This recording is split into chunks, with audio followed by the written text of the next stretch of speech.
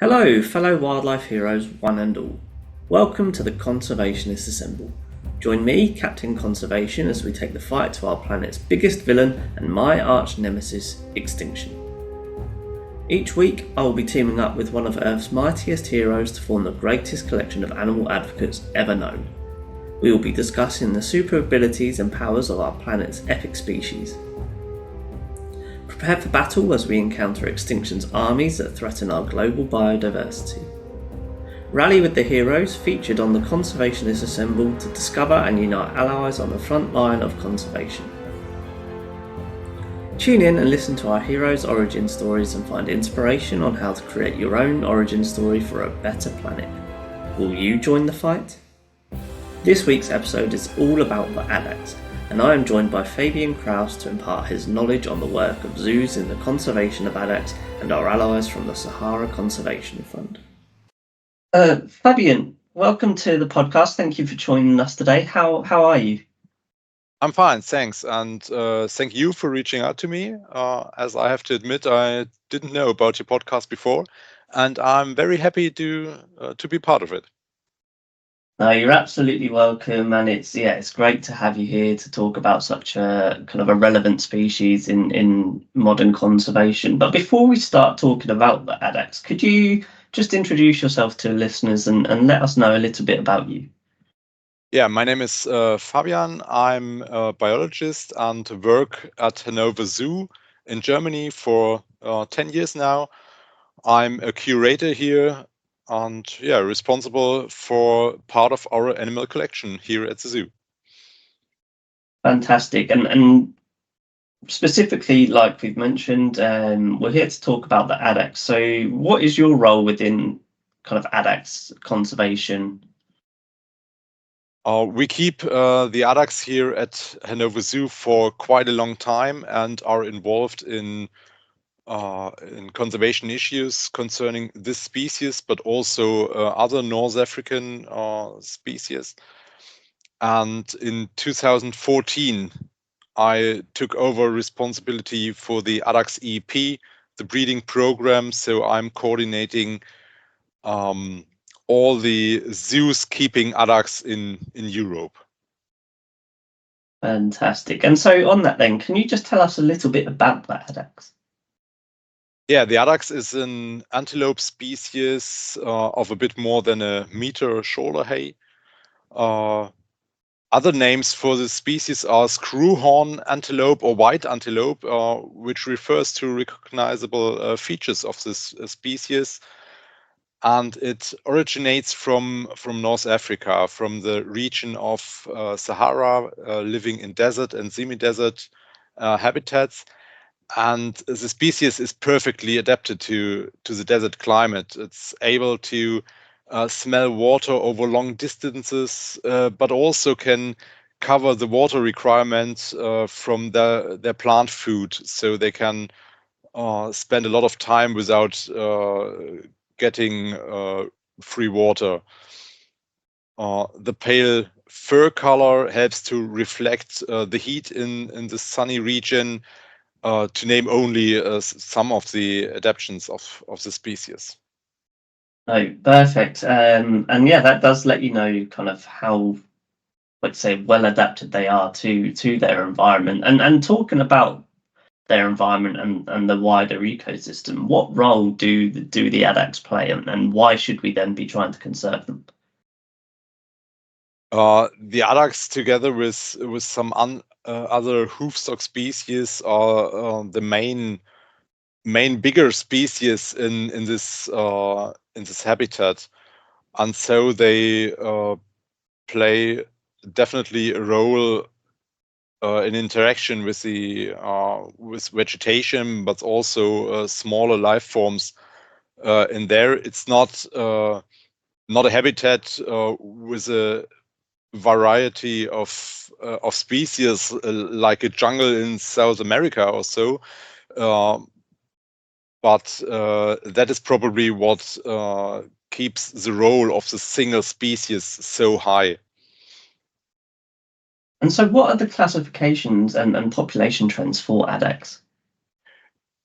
So looking to the IUCN Red List, the Addax is listed as critically endangered, and it's written that there are less than 100 individuals in the wild, and thus it is probably the most threatened ungulate species in the world. And to be honest, the 100 animals in the wild might be very optimistic from what we know. And so, in terms of why that number is so low, what are the threats to the Addax and where are they coming from? So one main threat, especially in the past, is poaching, because they are a very good-looking antelope with good-looking horns. That's probably not the main threat now, because the numbers are so low. So even for experienced hunters, it will be very difficult to find some. But now all exploration and civil unrest makes the natural habitats quite difficult to live in for the species. So, in terms of protection, then, what is happening to help prevent any further losses, and maybe now so that hunting isn't a big threat? How can we make them bounce back? So I think conservation always, and in case of the Addax, definitely has two sides. It's the in situ issue. So we have to look forward to have safe habitats again, because one main idea of most people for conservation of species is to breed animals in the zoo and get them out into the wild. But in most cases, we don't have the safe habitats to get them back into. And that's definitely an issue in this region. And on the other side, if the numbers in the wild are so low, and we have animals in the zoos, not only in European zoos, but also in North Africa, in North America, and in Asian zoos, even Australian zoos keep Addax, then we have to manage these populations properly to have a backup in the zoos.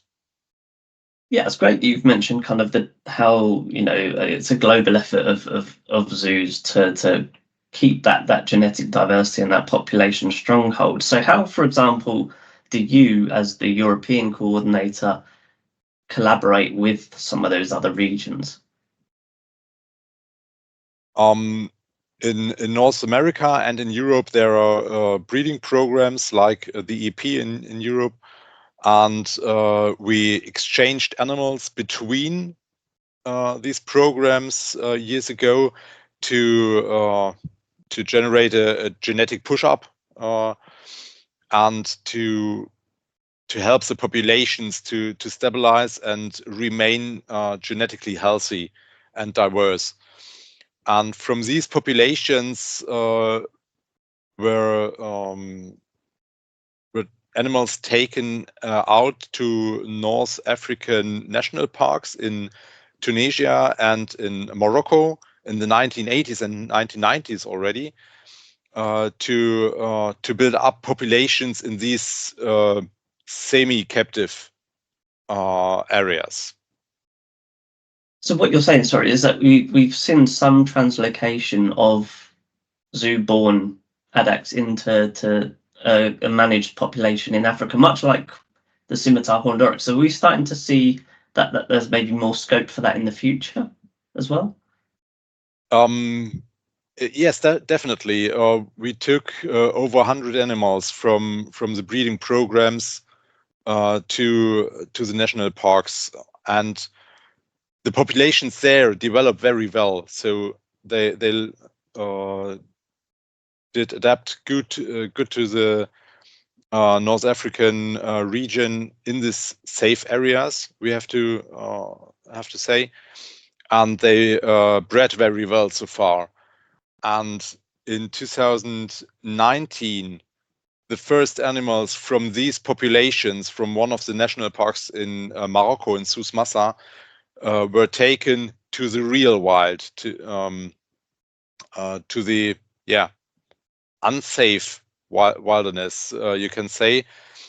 And one very important aspect of this translocation was that part of the animals were colored with GPS colors, because in terms of having safe environments for reintroduced animals, we need to know how the animals will use these environments. And with the Addax, we do not have enough knowledge so far to see how they will wander around. Maybe there's seasonal wandering and use of the environment. And with the data from the GPS colors, we will have some very important information for the next steps, planning reintroduction of the species. That sounds really fantastic. And again, we've seen the success of kind of a similar reintroduction with the scimitar horned oryx. So it does kind of make you positive and make you, have some hope that the Addax will also have a future. Yeah, definitely. The scimitar horned oryx are a great example for conservation work, and especially for the collaboration of a lot of different organizations, authorities, and zoos. And it seems to work. That's the most important fact, but it also teaches us what huge amount of work is connected to such a mission. And we must be aware of the fact that conservation efforts might offer us checkpoints, positive events on the way, but I'm not sure whether we can define a finish line for a species. So when is conservation finally ended? Absolutely. And that kind of that mention of collaboration is a very kind of nice point for my next question, because are there any in situ organizations and or government bodies that zoos and are kind of collaborating with to help this work happen? Yeah, we are cooperating, for example, with the Sahara Conservation Fund for many years. The Sahara Conservation Fund is an NGO focused on exploring and conserving wildlife of the Sahelo-Sahara region. And they collaborate with a lot of international organizations, authorities, and zoos as well. And Addax is one of their focal species. And there's also the SSIG, the Sahelo-Sahara interest group, with a lot of experts focusing their knowledge and their initiatives together in one table, and make it possible to develop plans, including all stakeholders which might be involved in such conservation efforts. Fantastic. And it is that collaboration that is incredibly important in proving, successful in the developments that are happening in conservation. So one of the new things that I'm seeing a lot coming up with breeding programs in zoos, certainly in Europe, is this new style EEP. And that's a phrase that's something that I'm only coming across very recently. So what is exactly a new style EEP in comparison to a breeding program previously? For the coordinator and the management on the ex situ side, it's nothing has changed, to be honest. But the new style EEP offers a stronger link between ex situ and in situ, because the new style EEPs demand to look out for collaboration possibilities in situ, and to find out on what ways the zoo community can contribute to in situ conservation efforts. Thank you, for clearing that up, because that sounds really crucial and exactly the direction that zoos need to be going in. So going forward then, is there anything that we can apply from the Addax model of conservation that you think might be beneficial towards other species that are endangered?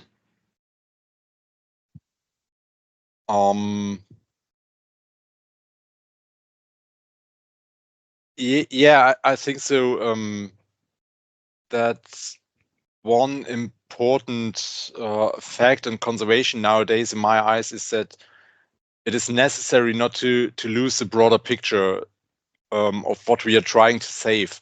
So the Addax is a quite good example to focus on one species with all the ex situ efforts we are doing, the population management, but also educational work and bringing the information on these endangered species to the public. But still, it is only one species which is ambassador for a region and a habitat with a lot of species.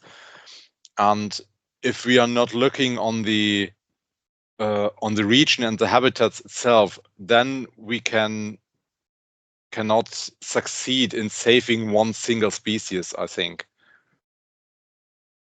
And on the note of kind of educating and using the Addax in zoos, for example, not just as a backup population, but for ambassadors, what is something that everyone can do to help conserve Addax and make a better planet for them? Yeah, I think one great contribution is to be sensible for the conservation issue in North Africa itself. Of course, everyone can support the zoos keeping Addax or other North African species like the red-necked ostrich, like scimitar horned oryx, or dama gazelles, as all these zoos contribute to the EPs, to education work, to conservation work in any way. And so supporting the zoos will also support the conservation efforts in general. And so then shifting a kind of away from the work that is happening and the work that still needs to happen, I just want to now focus on what Addax mean to you. So what was one fact about Addax or one kind of experience with Addax that really made you appreciate them? To be honest, one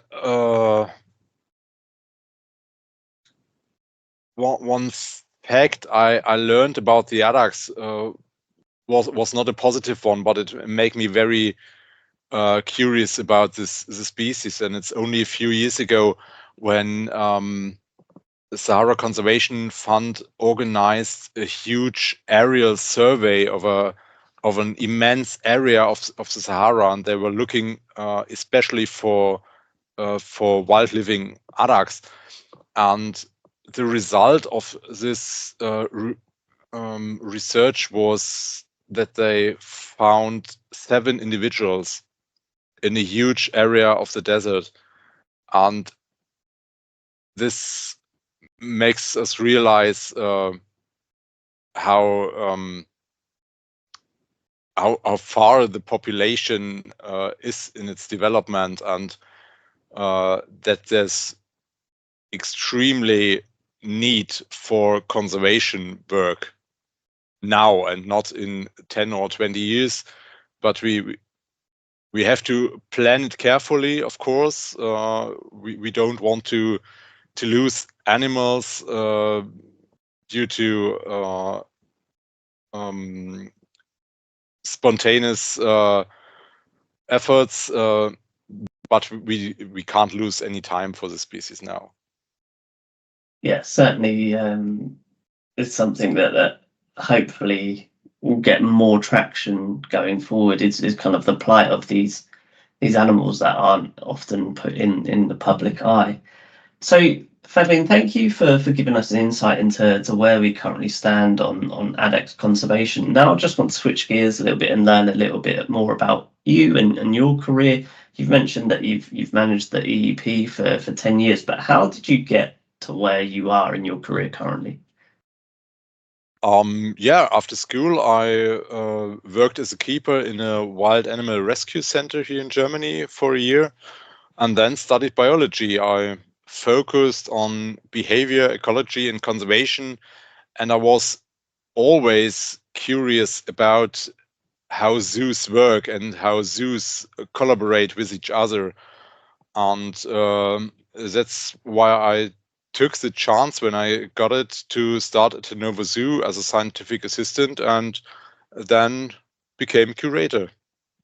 So that's where I am now. And when did you first know that or kind of when did it first start coming to light that you were going to get involved with the Addax EEP?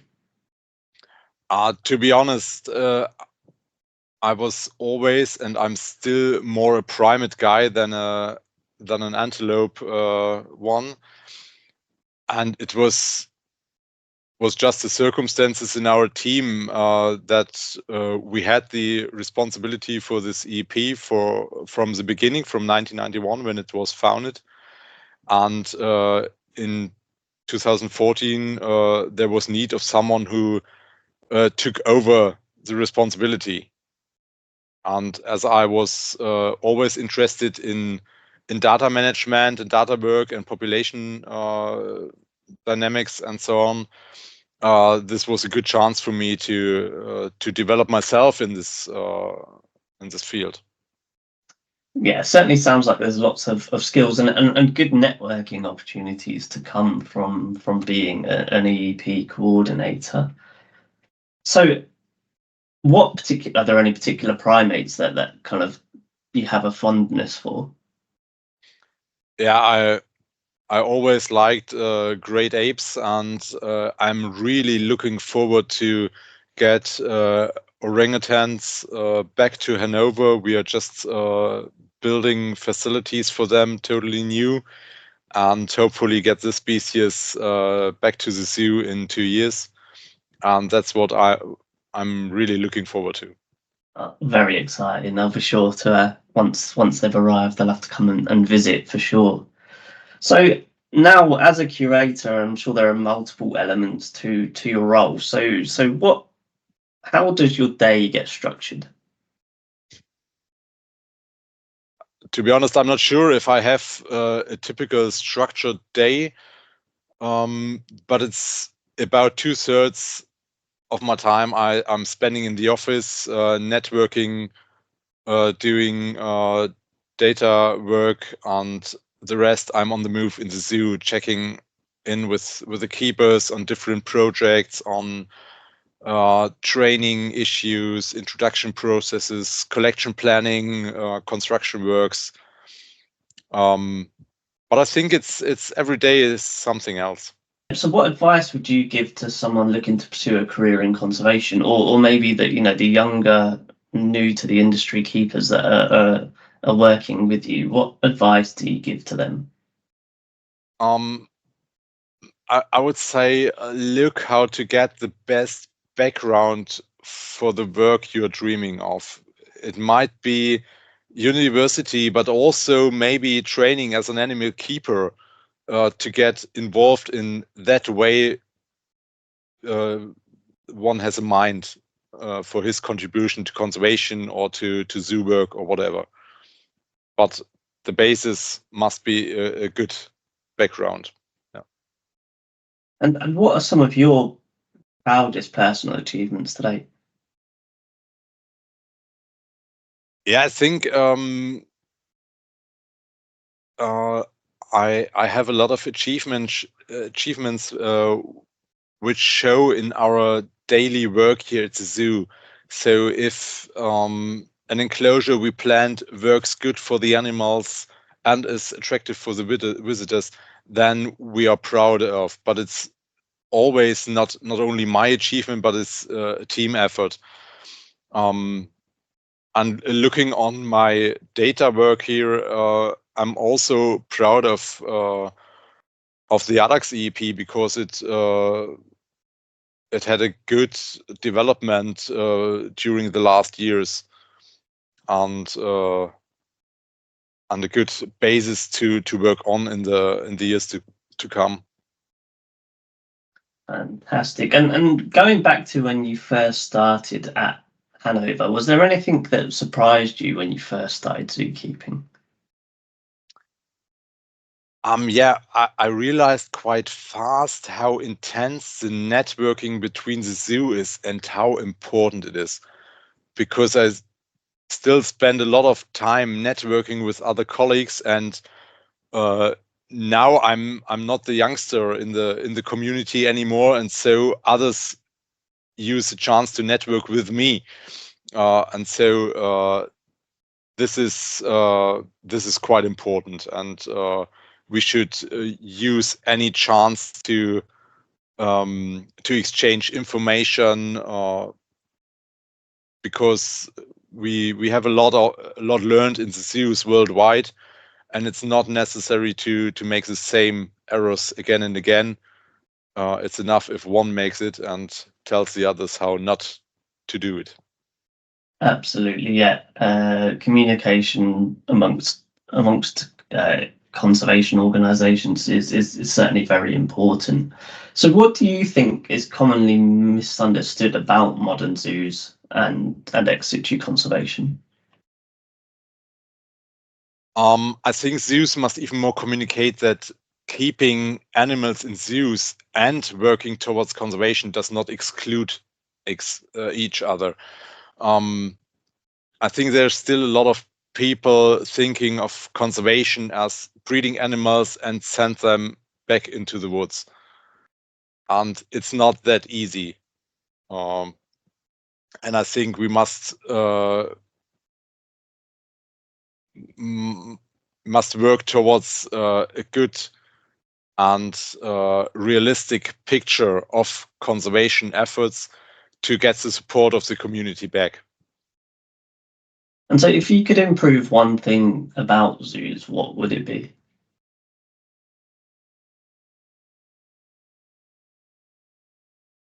I think, it would be great to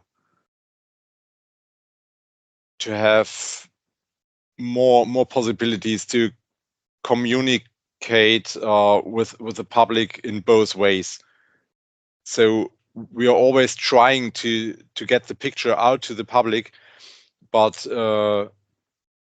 we are struggling getting the feedback back to us and go into discussion, because there's so many different interest groups, and also so many different positions about zoos, or pro zoo or against zoos, and we need to have more exchange of opinions here in the future. Yeah, I think certainly, like you say, the public are very, very switched on and very kind of clued up on what zoos are nowadays. So having those open conversations about all aspects of the industry can only be beneficial. So in terms of networking, because you've mentioned that is one of the key things that now being the EEP coordinator has done for you, or kind of added an extra element to your career. What would you say is kind of your most favoured form of networking? The most I do is emailing, because for a lot of questions and information exchange, we need some background data to have a look on. So emailing is what I'm doing most of the time. But I also really enjoy personal meetings when we are at the annual conference of the European Zoo Association to meet the people behind the email addresses in person and have a personal exchange. That's quite cool. Yeah, certainly. It's quite motivating to be in a room with other like-minded people who are all trying to achieve the same goal. So Fabian, thank you for giving us an insight into your background. Just to finish up on, we're just going to have some fun, quick fire, light-hearted questions, just to kind of learn a little bit more about you and what makes you tick. So are there any dream species that you'd love to work with or see in the wild? Yeah, I mentioned already orangutans are my favorite. And is there any one country or continent that you'd love to visit? Yeah, I would love to visit the northern part of Europe because I've never been there except for Helsinki city. And I'm not the exotic global traveler, so my dreams are a bit nearer than these of many other people, I think. Certainly, yeah, that's a very beautiful part of the world. Yeah, I'd certainly like to get out to Scandinavia quite soon. And if there was one species from around the world that could be native to Germany with no negative effects on the ecosystem, what would it be? I love the sort of having native primates in Germany. Non-human primates, of course. Mm-hmm. Yeah, fair. Yeah, there's certainly, I think something that largely Europe is missing is a native primate. Also, we have macaques in a very small part of Europe. But yeah, that it would be something that would be a nice addition if it was possible. Sadly, it's not. When you're not working, how do you keep busy? I have 2 kids at home. That's answering the question sufficiently. Yes. Yeah, very quick answer there. And how can our listeners keep up to date with the work of the Addax EEP and Hannover Zoo? Hannover Zoo and also Sahara Conservation Fund have websites, and we always try to keep some up-to-date information on there. And other parts of the internet keeps a lot of information for everyone, but one needs to take time to filter what is good information and what is fast information. Absolutely. And lastly then, what is the one thing that you think our listeners should take away from today's episode? I think the main message can be that zoos can contribute to conservation, and that doesn't mean sending animals into the wild in any case. The interaction of different people and organizations with different experiences and skills focusing on similar interests can make a difference. A great note to finish up on there. So a massive shout out to you, Fabian, for gracing the podcast with your knowledge on adaptive conservation and how we can all contribute towards their future. We wish you all the support in the rest of your career, and we'll be sure to keep up to date with all Addax developments and the work of Hannover Zoo in their role of conservation. Yeah, thank you for having me here. Well, there you have it, friends. I think we certainly took the fight to extinction in this episode. But the hard work is not over. We must keep the pressure on to stop extinction from prevailing. Thank you to Fabian for teaming up with the Conservationists Assemble. He is a valuable ally in the war to save the Addax. And thank you to all of you wildlife warriors for listening. We could not do it without you. If you are looking for other ways to join the fight for species survival, support your local accredited zoo and check out the work of the Sahara Conservation Fund. If you want to team up with me, Captain Conservation, then subscribe, rate and share the podcast on Instagram and Facebook, and share some of your favourite animal stories, photos and videos with me. I would love to see them. See you all next time.